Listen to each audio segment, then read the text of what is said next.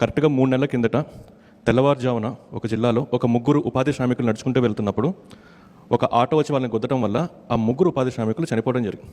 చనిపోయిన వెంబటనే దాదాపు ఒక 6-7 గంటల్లో గవర్నమెంట్ నుంచి వాళ్ళకి రావాల్సిన కాంపెన్సేషన్ మనం వాళ్ళకి ఆ కుటుంబానికి అందించాం. కాకపోతే ఉన్న జీవో ప్రకారం గవర్నమెంట్ నుంచి వచ్చే కాంపెన్సేషన్ 50,000 రూపాయలు. ఈ విషయం డిప్యూటీ సీఎం గారికి తెలిసిన వెంబటనే డిప్యూటీ సీఎం గారు ఇచ్చిన ఇన్స్ట్రక్షన్ 50,000 నుంచి మనం మ్యాక్సిమం ఎంతవరకు ఇవ్వచ్చు అంటే 50,000 నుంచి 2 లక్షల దాకా ఇవ్వచ్చు అని చెప్పినప్పుడు సార్ స్పెషల్ ఇన్స్ట్రక్షన్ ఇచ్చి మనం ఆ 3 కుటుంబాలకి 2 లక్షల దాకా కాంపెన్సేషన్ చెల్లించడం జరిగింది. అదే రోజు సార్ ఇన్స్ట్రక్షన్తో ఇంక నుంచి ప్రమాదవశాత్తు ఏ ఉపాధి శ్రామికుడు చనిపోయినా సరే ఈ జీవో 10-15 ఏళ్ల నుంచి మారకుండా ఉన్న జీవోని మార్చి 50,000 కాంపెన్సేషన్ నుంచి 2 లక్షలకి పెంచడం జరిగింది.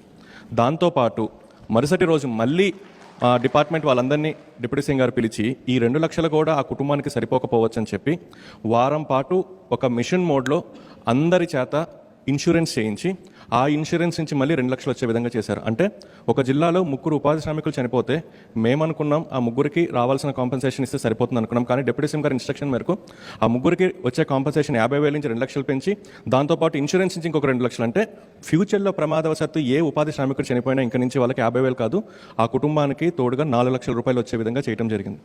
రెండో అనుభవం, పిఠాపురంలో ప్రమాదవశాత్తు ఒక ఎలక్ట్రీషియన్ చనిపోయారు. చనిపోయిన తర్వాత ఆయనకి కాంపెన్సేషన్ ఇచ్చారు. జిల్లా కలెక్టర్ గారు ఫోన్ చేసి సార్ ఆ ఇష్యూ క్లియర్ అయిపోయిందని చెప్పారు.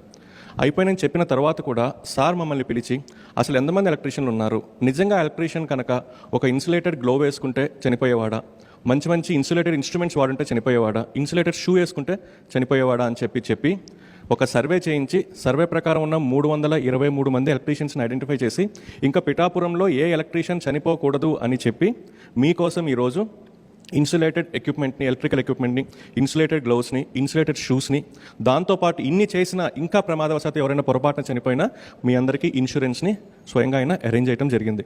కాకపోతే ఈ వేదిక మీద మీ అందరికీ చెప్పేది ఏంటంటే ఎంత ఇన్సులేటెడ్ షూ ఇచ్చినా, ఎంత ఇన్సులేటెడ్ ఎక్విప్మెంట్ ఇచ్చినా, ఎంత ఇన్సులేటెడ్ గ్లౌ ఇచ్చినా మీరు కొంత జాగ్రత్త వహించకపోతే దానివల్ల ఉపయోగం ఉండదు. కాబట్టి ఇచ్చినవన్నీ మీరు సద్వినియోగం చేసుకో.